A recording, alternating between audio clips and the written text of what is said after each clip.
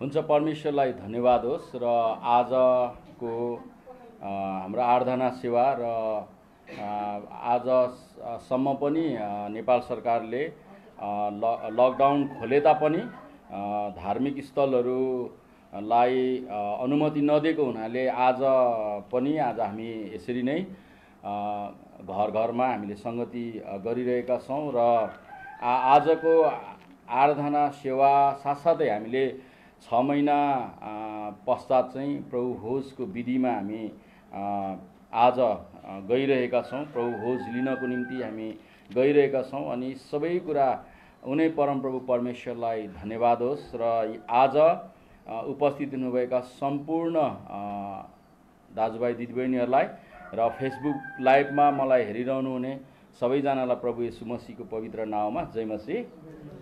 र आज हामी परमेश्वरको वचन बाइबल धर्मशास्त्र लुकाको पुस्तक हामी 22 अध्याय हेर्नेछौँ र 22 अध्यायको हामी 17 देखि लिएर हामी 20 सम्म पाठ गर्नेछौँ र त्यस पछाडि हामी अरू खण्डहरू पनि हेर्नेछौँ। यहाँ यसरी लेखिएको छ, लुकाको पुस्तक 22 को 17 देखि हामी पाठ गर्नेछौँ 20 सम्म।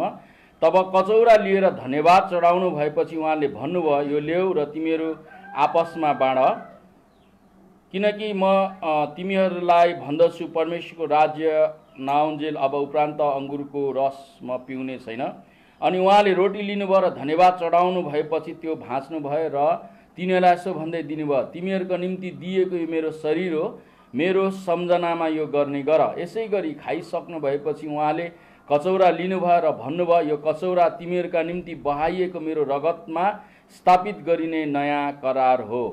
परमेश्वरलाई धन्यवाद होस्। आउनुहोस् हामी प्रार्थना गर्नेछौँ। प्रभु, हामी तपाईँको चरणमा आउँदछौँ। तपाईँको शक्तिशाली वचन आज हामीले पाठ गरेका छौँ। यो वचनद्वारा हामीसँग बोल्नुहोस् र हामी सुन्ने सबैलाई तपाईँको वचनद्वारा आशिष मिलेको होस् भनिकन म प्रार्थना चाहँदछु। धन्यवाद सबै कुराको लागि। आशिष माग्छु जीवित येशू ख्रीष्टको नाममा, आमेन। परमेश्वरलाई धन्यवाद होस्। आजको मूल पाठ हामीले हेरेका छौँ, लुका रचित सुसमाचार 22 को 17 देखि 20 सम्म हामीले पाठ गरेका छौँ। अनि लुकाको बारेमा हामीले हेऱ्यौँ भने पाउँदछौँ, लुका चाहिँ एउटा वैद्य, एउटा डाक्टर र उनी साथसाथै उनी एउटा इतिहासकार पनि थिए र पावलका घनिष्ठ मित्र। र उनले चाहिँ पावलबाट अनि अरू प्रेरितहरूबाट पनि धेरै कुराहरू सुने। अनि यहाँ हामीले हेऱ्यौँ भने पाउँदछौँ र उनले प्रभु येशू ख्रीष्टले गर्न भएको कुरालाई अन्तिम भोज, यहाँ हामी शीर्षक नै हेर्दछौँ र अन्तिम भोजको प्रभु येशू ख्रीष्टले गर्नुभएको कुरा कार्यलाई यहाँ हामीले उनले लिपिबद्ध गरेका छन्। अनि हामीले हेऱ्यौँ भने पाउँदछौँ यो मत्ती, मर्कुस, लुका मा सबै सुसमाचारहरूमा हामी यो पाउँदछौँ। अनि र हामीले हेऱ्यौँ भने पाउँदछौँ कि यहाँनिर विशेषतः प्रभु येशू ख्रीष्ट क्रुसमा बलिदान हुनुभन्दा अगाडि त्यो अन्तिम रात चाहिँ प्रभु येशू ख्रीष्टले आफ्नो चेलाहरूको बिचमा मनाउनु भएको एउटा भोज, जसलाई चाहिँ हामी प्रभु भोज भन्दछौँ। अनि यो चाहिँ हामीले हेऱ्यौँ भने पाउँदछौँ कि चेलाहरूसँगको एकदमै यो चाहिँ सिरियस एउटा भावुक चाहिँ भोजको रूपमा रहेको। अनि यहाँ हामीले हेऱ्यौँ भने पाउँदछौँ उहाँले जुन कुराहरू बताउनु भयो चेलाहरूलाई बताउनु भयो। अनि यहाँ हामीले हेऱ्यौँ भने पाउँदछौँ कि उहाँ चाहिँ क्रुसमा बलिदान हुनको निम्ति उहाँ गइरहनु भएको थियो। अनि चेलाहरूको बिचमा यो नै अन्तिम भोज रहेको थियो। अनि हामीलाई थाहा छ कि हाम्रो बिचबाट कोही मान्छे जाँदा हामीलाई कति धेरै त्यो एउटा भावुकपन आउँछ। अनि यहाँनिर हामीले हेऱ्यौँ भने पाउँदछौँ कि चेलाहरूसँग प्रभु येशू ख्रीष्टले मनाउनु भएको, यहाँ खानुभएको अन्तिम भोज, अनि यसलाई हामीले प्रभु भोजको विधिमा त्यस पछाडि हामीले गर्दै आएका हामी पाउँदछौँ। र यहाँ हामीले हेऱ्यौँ भने पाउँदछौँ कि प्रभु येशू ख्रीष्टले बताउनु भएको कुराहरू, विशेषतः प्रभु भोजको विधिको बारेमा, यहाँ स्थापित गर्नुभएको विधिको बारेमा उहाँले सविस्तार बताउनु भएको छ। र आज हामीले याद गर्नुपर्ने चाहिँ हामी क्रिस्चियनहरूले चाहिँ पहिलो कुरो चाहिँ प्रभु भोज के हो है र प्रभु भोज चाहिँ हामी क्रिस्चियनहरूले किन लिनुपर्छ भन्ने बारेमा चाहिँ तपाईँ र मैले एकदम बुझ्नुपर्छ। प्रभु भोज विधि यो के हो र प्रभु भोज हामीले किन लिनुपर्छ। विश्वासीहरूले जतिजनाले प्रभु येशू ख्रीष्टमा विश्वास गरेका छन्, बप्तिस्मा लिएका छन् र उनीहरूले चाहिँ किन लिनुपर्छ भन्ने कुरा चाहिँ बुझ्न एकदमै जरुरी छ। र यहाँ हामीले हेऱ्यौँ भने पाउँदछौँ कि तपाईँले हेर्नुभयो भनेदेखि पाउनुहुन्छ प्रस्थान 12 अध्यायमा जानुभयो भनेदेखि त्यहाँ मोसा परमेश्वरले मिश्रको दासत्वबाट इजरायलीहरूलाई परमेश्वरले मोसालाई खटाउनु भयो अनि मोसाद्वारा चाहिँ इजरायलीहरूलाई छुटकारा दिनको निम्ति र त्यहाँ फिरौन मिश्रको राजा फिरौनको चाहिँ हृदय कठोर भएको अन्त कठोर हृदयलाई पगाल्नको निम्ति र इजरायलीहरूलाई दासत्वबाट छुटकारा दिनको निम्ति चाहिँ हामीले प्रस्थान 12 अध्यायमा हेऱ्यौँ भने त्यहाँ पाउँदछौँ कि त्यहाँ चाहिँ जेठो मर्ने हरेक जेठो चाहिँ दरबारदेखि लिएर झ्यालखानसम्म भएका व्यक्तिहरूको जेठो चाहिँ मर्ने कुराहरू त्यहाँनिर त्यो एउटा कार्य परमेश्वरले त्यो एउटा आश्चर्य काम त्यहाँनिर त्यो गर्नुभयो। किनकि इजरायलीहरूलाई चाहिँ छुटकारा दिन दासत्वबाट मुक्त पार्नको निम्ति फिरौन तयार भएको थिएन। फिरौनको कठोर हृदयलाई परमेश्वरले त्यहाँनिर त्यो काम गर्नुभयो अनि त्यो काम गर्दै गर्दाखेरि चाहिँ इजरायलीहरूलाई चाहिँ ती कुराहरूबाट छुटकारा दिनको निम्ति चाहिँ इजरायलीहरूले चाहिँ एउटा रगत चाहिँ चौकसमा रगत लगाउनु पर्ने, थुमाको रगत लगाउनु पर्ने अनि त्यहाँबाट हामीले हेऱ्यौँ भने निस्तार चाड अर्थात् छुटकाराको चाड चाहिँ स्वतन्त्रताको चाड, छुटकाराको चाड चाहिँ मोसाद्वारा त्यहाँ स्थापित गर्नुभएको कुरा हामीले प्रस्थान 12 अध्यायमा हेऱ्यौँ भने पाउँदछौँ। तर हामीले परमेश्वरको वचन हेऱ्यौँ भने व्यवस्थाद्वारा मानिसले आफ्नो पाप र अधर्मबाट उद्धार मुक्ति, पाप र अधर्मको दासत्वबाट चाहिँ छुटकारा पाउन सक्दैन थियो। त्यसकारण प्रभु येशू ख्रीष्टले यहाँ हामीले हेऱ्यौँ भने पाउँदछौँ प्रभु येशू ख्रीष्टको आगमन चाहिँ मानिसको पाप र अधर्मको दासत्वबाट छुटकारा दिनको निम्ति स्वयं परमेश्वर मानिसको रूपमा देहधारी हुनुभयो प्रभु येशू ख्रीष्ट। अनि यहाँ हामीले हेऱ्यौँ भने पाउँदछौँ प्रभु येशू ख्रीष्टले यहाँ बताउनु भएको कुरा अनि प्रभु येशू ख्रीष्टले नै स्थापित गर्नुभयो कि थोमा पशुको बलिबाट चाहिँ मानिसको उद्धार अनि मुक्ति, मानिसको पाप र अधर्मको दासत्वबाट छुटकारा नपाउने भएको हुनाले पशुको बलिबाट चाहिँ येशूको बलिमा परिणत गर्नुभयो अनि त्यही येशूको बलिको सम्झना यहाँ हामीले हेऱ्यौँ भनेदेखि पाउँदछौँ कि त्यो सम्झनाको निम्ति अर्थात् यहाँ हामीले हेऱ्यौँ भने पाउँदछौँ उहाँले आफ्नो शरीरमा उहाँले स्थापित गर्नुभएको विधि जसलाई हामी प्रभु भोज भन्दछौँ। अनि यहाँ हामीले हेऱ्यौँ भने पाउँदछौँ अनि यो चाहिँ मोसाद्वारा छुटकाराको चाड स्थापित गर्नुभयो। त्यो चाड चाहिँ पशुको बलिबाट हुन्थ्यो भने छुटकारा पाप र धर्मबाटको छुटकारा चाहिँ पशुको बलिबाट चाहिँ नहुने भएको हुनाले स्वयं मानिसको रगतको आवश्यकता, मानिसको पाप र धर्मबाट छुटकाराको निम्ति मानिसकै रगतको आवश्यकता, मानिसकै बलिदानको आवश्यकता पर्ने भएको हुनाले स्वयं परमेश्वर येशू ख्रीष्टको रूपमा देहधारी हुनुभयो अनि उहाँ क्रुसमा बलिदान उहाँ हुनुभयो अनि उहाँले आफ्नो अनमोल रगत बगाएर अनि यहाँ हामीले हेऱ्यौँ भनेदेखि पाउँदछौँ यो चाहिँ हामीले उहाँको बलिदानबाट चाहिँ मानिसका पाप र धर्मको दासत्वबाट चाहिँ उहाँले छुटकारा दिनुभयो जतिजनाले उहाँलाई विश्वास गर्दछ। अनि यहाँ हामीले हेऱ्यौँ भने पाउँदछौँ कि हामी विश्वासीहरूले प्रभु भोजलाई बुझ्नुपर्ने कुरा है। हामी कतिचोटि चाहिँ हाम्रो ब्याकग्राउन्ड चाहिँ अर्कै ब्याकग्राउन्डबाट आएको छौँ, पृष्ठभूमि हाम्रो आफ्नो पृष्ठभूमिबाट आएको हुन्छौँ अनि कतिचोटि प्रभु भोजलाई अनि रोटीलाई प्रसादको रूपमा हामी मान्छौँ। यो प्रसादको रूपमा होइन। कतिजनाले बिचाराहरू भर्खर नयाँ विश्वासीहरू प्रभु भोजको कप दियो भने अनि खाएर चाहिँ यसो गर्ने चलन छ होइन, पञ्चामृत गरेको जस्तो। अनि हाम्रो कन्सेप्ट कतिचोटि चाहिँ त्यही कुरा आउँछ कि किन यो एकदमै प्रभुले आफ्नो शरीरमा आफ्नो बलिदानमा स्थापित गर्नुभएको प्रभु भोज जुन विधि उहाँले स्थापित गर्नुभयो, अनि यो चाहिँ प्रसाद जस्तो चाहिँ होइन है। तपाईँ र मैले बुझ्नुपर्ने कुरा चाहिँ यो चाहिँ हाम्रो जीवनमा हामी विश्वासीहरूले उद्धार अनि मुक्ति येशूको बलिदानद्वारा पाएका छौँ। अनि हामीले बुझ्नुपर्ने कुरा चाहिँ यो चाहिँ प्रभु येशू ख्रीष्टसँग जोडिएका कुरा हो। त्यसकारण हामीले यो कुरा बुझ्न एकदमै जरुरी छ। अनि यहाँ प्रभु येशू ख्रीष्टले यहाँ बताउनु भयो कि हामी विश्वासीले याद गर्नुपर्ने कुरा, बुझ्नुपर्ने चाहिँ हामी किन प्रभु भोज लिनुपर्छ त। घरिघरि अक्सर कतिजनाले हप्तै पछि लिन्छन् होइन, कतिवटा मण्डलीको आफ्नो नियम छ, हामी महिनामा लिन्छौँ। तर यो कोरोना भाइरस कोभिड-19 को कारणले नेपाल सरकारले लकडाउनको घोषणा गरेर अहिलेसम्म पनि धार्मिक स्थलहरूको बन्देज लगाएको हुनाले हामीले अहिलेसम्म प्रभु भोज चाहिँ लगभग 6 महिना भयो प्रभु भोजको विधि हामीले गर्न पाइरहेका थिएनौँ। तर आज हामीले यो विधिलाई हामीले गर्ने हामीले निर्णय गऱ्यौँ र आज हामीले बुझ्नुपर्ने कुरा चाहिँ हामीले किन प्रभु भोज लिनुपर्छ। पहिलो कुरो चाहिँ प्रभु येशू ख्रीष्टले दिनुभएको आज्ञा हो। यहाँ हामीले हेऱ्यौँ भनेदेखि यो चाहिँ तिमीहरूले गर, त्यो पनि अक्सर गर्ने गर। अनि हामीले हेऱ्यौँ भनेदेखि हरेक विश्वासीले प्रभु येशू ख्रीष्टले दिनुभएको आज्ञालाई हामीले पालन गर्नुपर्छ।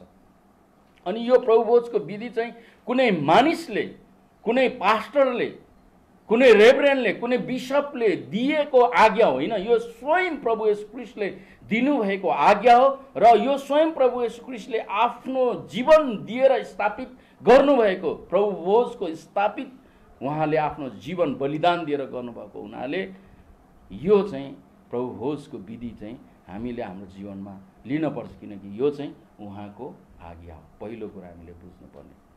दोस्रो कुरा हामीले बुझ्नुपर्ने चाहिँ यहाँ हामीले हेऱ्यौँ भनेदेखि पाउँदछौँ कि अनि उहाँले रोटी लिनुभयो र धन्यवाद चढाउनु भएपछि त्यो भाँच्नुभयो र तिनीहरूलाई यसो भन्दै दिनुभयो, तिमीहरूको निम्ति दिएको यो मेरो शरीर हो, मेरो सम्झनामा यो गर्ने गर। दोस्रो कुरो चाहिँ प्रभु भोज चाहिँ हामी किन लिनुपर्छ भन्दाखेरि दोस्रो कुरो चाहिँ उहाँको सम्झनामा। किन सम्झना गर्न पर्यो त भन्दाखेरि निस्तार चाड खाए, छुटकाराको चाड वर्षै पछि मनाउँथे इजरायलीहरूले, तर पनि बिर्सिन्थे। चाड खायो अनि बिर्सियो। परमेश्वरले मिश्रको दासत्वबाट छुटकारा गराएर कनान प्रतिज्ञाको देश, दूध र मह बग्ने देश, आशिषित देशमा उहाँले लान भएको त्यो दासत्वबाट, त्यो कठोर दासत्व थियो। तपाईले हेर्नुभयो भने इटा पोल्नु लाउँथ्यो त्यतिखेर फिरौनले, मिश्रको त्यहाँ राजाले है, यति धेरै इटा पोल्न लाउँथ्यो होइन। उनीहरू एकदम दासत्वमा काम गर्ने, उनीहरू दासको रूपमा रहेको थियो। यति धेरै चाहिँ मेहनत गराउँथ्यो, राम्रोसँगले खाना पनि राम्रोसँगले लाउन पनि उनीहरूलाई दिँदैन थियो। त्यस्तो कठोर दासत्वबाट जब इजरायलीहरूले सुस्केर हाले, परमेश्वरलाई सम्झिए, परमेश्वरले त्यो सम्झिनु भयो अनि परमेश्वरले मोसालाई खटाउनु भयो र मोसाद्वारा चाहिँ मिश्रको दासत्वबाट चाहिँ उहाँले छुटकारा दिनुभयो। तर पनि इजरायलीहरूले अलिकति पर जाने बित्तिकै बिर्सिए। तपाईँले हेर्नु पाउनुहुन्छ होइन।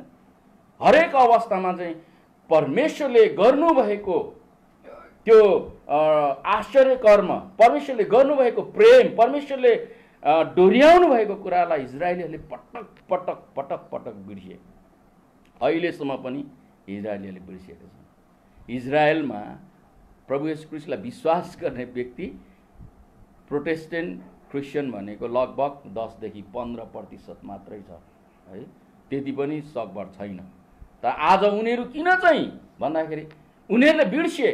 त्यसकारण यहाँ हामीले हेऱ्यौँ भनेदेखि पाउँदछौँ प्रभु येशू ख्रीष्टले भन्नुभयो मेरो सम्झनामा यो गर। मेरो सम्झनामा भनेको चाहिँ तिमीहरूको निम्ति, तिमीहरूको पाप र अधर्मको दासत्वबाट छुटकाराको दिनको निम्ति मैले मेरो स्वयं जीवन नै क्रुसमा बलिदान दिएको छु, तिमीहरूको निम्ति अर्पण गरेको छु, तिमीहरूको निम्ति मैले आफ्नो जीवन क्रुसमा बलिदान दिएको छु, आफ्नो रगत बगाएको छु। त्यसकारण तिमीहरूले चाहिँ मेरो सम्झना गर। सम्झना त्यही मान्छेको गरिन्छ हैन। हामी शरीरमा छौँ, त्यही मान्छे गरिन्छ जसलाई हामीले माया गर्छौँ। प्रभु येशू ख्रीष्ट तपाईले माया गर्नुहोस् नगर्नुहोस्, तर प्रभु येशू ख्रीष्टले तपाईँ र मलाई माया गरिरहनुहुन्छ। हामी मानिस चाहिँ प्रभु येशू ख्रीष्टमा जीवन छ कसैलाई भन्यो भनेदेखि हैन, विश्वास नगर्नेलाई भन्यो भनेदेखि यसले क्रिस्ताने धर्म प्रचार गर्यो। हामी धर्म प्रचार गर्ने व्यक्ति होइनौँ, हामी त जीवन प्रचार गर्ने व्यक्ति हौँ। बलिदानको जीवन, उहाँले क्रुसमा बलिदान दिनुभएको कुरा, अनि उहाँले रोमी 5:8 बताउनु भएको छ, त्यहाँ लेखिएको छ कि हामी पापी छँदै ख्रीष्ट हाम्रो निम्ति उहाँले आफ्नो प्रेम यसैमा प्रमाणित गर्नुभयो कि हामी पापी छँदै ख्रीष्ट हाम्रो निम्ति बलिदान हुनुभयो।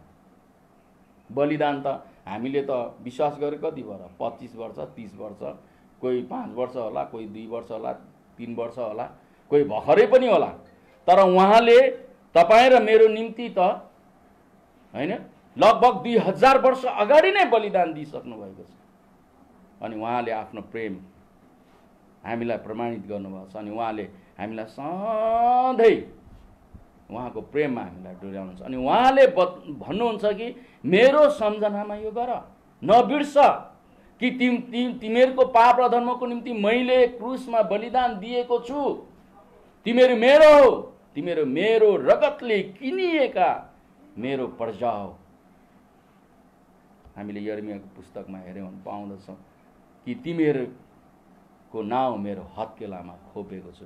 उहाँले क्रुसमा किल्ला ठोकेर हाम्रो नाम उहाँको आफ्नो हत्केलामा राख्नु भएको छ। आज कतिजना हामीले हेर्छौँ नि हैन, मन पर्ने मान्छेको नाम चाहिँ ट्याटु खोपेको हुन्छ है। टाटु खोप्न बाइबलले अनुमति दिँदैन, तर टाटु खोपेको हुन्छ हैन, नाम लेखेको हुन्छ मन पर्ने मान्छेको।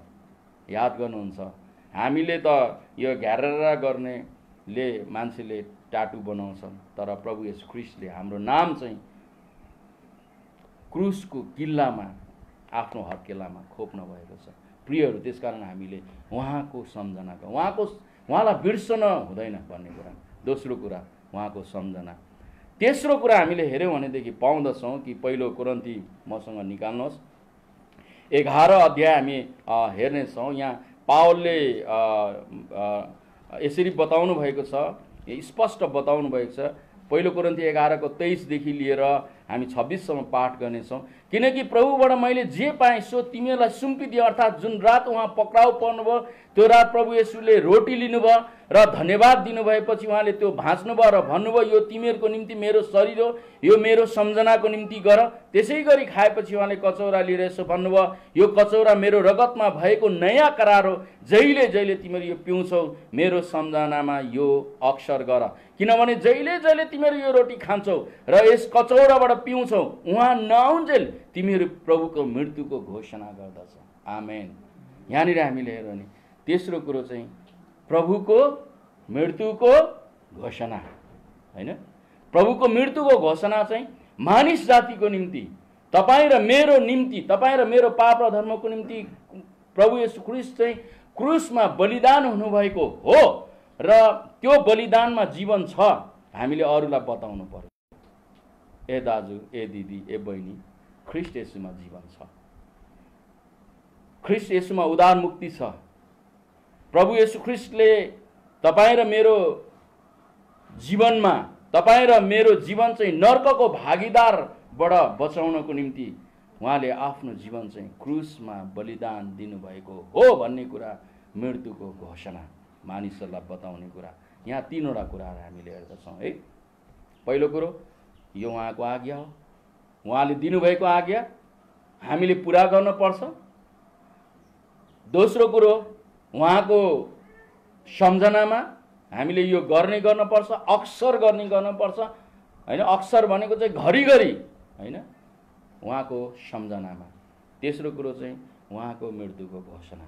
तीनटा कुरा हामीले हेरेका छौँ। अनि यहाँनिर हामीले हेऱ्यौँ भने उहाँले आफ्नो रगत, आफ्नो जीवन क्रुसमा दिनुभयो, रगत बगाएर उहाँले नयाँ करार भनेको चाहिँ नयाँ करारको स्थापित गर्नुभयो र मानिसको पाप र अधर्म चाहिँ पशुको बलिबाट होइन तर येशूको बलिबाट मात्रै उद्धार मुक्ति छ भन्ने कुराको नयाँ करार स्थापित उहाँले गर्नुभयो। त्यसकारण तपाईँ र मेरो मानिसको पाप र अधर्म बेजान पशु र पन्छीको अनमोल बेजान पशु र पन्छीको रगतबाट हरण हुँदैन, तर ख्रीष्ट येशूको अनमोल रगतबाट मात्रै मानिसको पाप र धर्म चाहिँ हरण हुँदछ।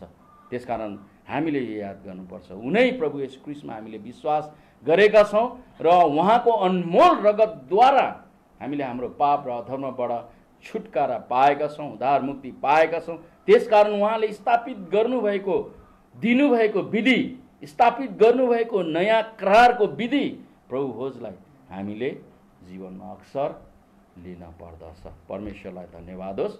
र तपाईँ हामीले याद गर्न पर्दछ, उहाँले दिनुभएको बलिदान, उहाँले बगाउनु भएको रगतमा हामीले विश्वास गरेका छौँ र उहाँले दिनुभएको स्थापित गर्नुभएको विधि प्रभु होस् हाम्रो जीवन पर्यन्त कहिलेसम्म गर्ने हो भन्ने कुरा रहन्छ हैन।